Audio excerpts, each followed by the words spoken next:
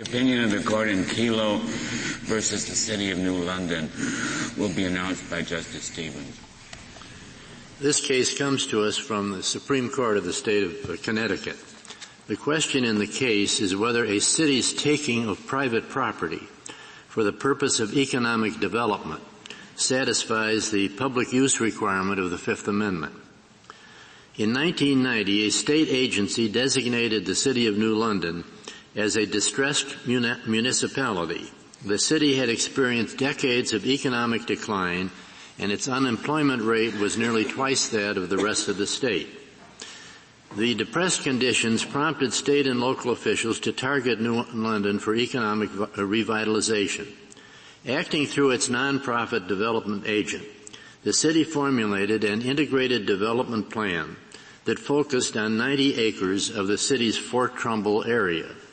Under the plan, those 90 acres would be redeveloped for a number of commercial, residential, and recreational uses, including a waterfront conference hotel, new housing units, office space for research and development firms, improved marinas and waterfront areas, a new state park, and space for a museum. The city expected that the plan would create new jobs, increase tax and other revenues, and improve the area's recreational opportunities. After the formal adoption of the plan in 2000, the city's development agent purchased most of the real estate in the 90-acre area from willing sellers. However, the petitioners, some of whom have lived in their houses for their entire lives, refused to sell, so the city commenced condemnation proceedings to acquire their properties in exchange for the payment of just compensation. The petitioners brought suit in state court to enjoin the condemnations, alleging that the taking of their properties violated the public use requirement of the Fifth Amendment. They argue that an economic redevelopment project does not qualify as a public use because most of the condemned property will ultimately be owned by private parties. The Connecticut Supreme Court ruled for the city, and we granted certiorari. For over a century, our cases have embraced a broad interpretation of public use as public purpose. And without exception, our cases have shown deference to state legislatures in determining what public needs justify the use of the takings power.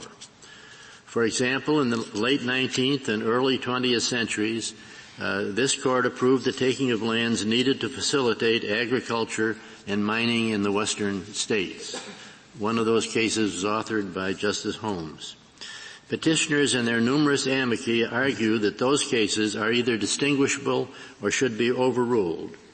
But their arguments for reversal rely primarily on policy considerations rather than precedent. Rather than initiating a major change in our takings jurisprudence, we adhere to settled doctrine and affirm the judgment of the state Supreme Court. New London's effort to rejuvenate its economy through an integrated development plan qualifies as a public purpose. Economic development is a traditional and long-accepted function of government, and we give deference to the city's considered judgment that its plan was needed to breathe life into its ailing economy.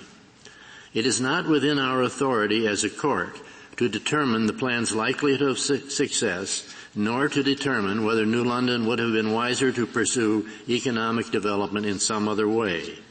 Our authority extends only to determining whether the city's proposed takings are for a public use within the meaning of the Fifth Amendment to the Federal Constitution. An unbroken line of our case law dictates an affirmative answer to that question. Justice Kennedy has filed a concurring opinion. Justice O'Connor has filed a dissenting opinion in which the Chief Justice, Justice Scalia, and Justice Thomas have joined. Justice Thomas has also filed a separate dissenting opinion.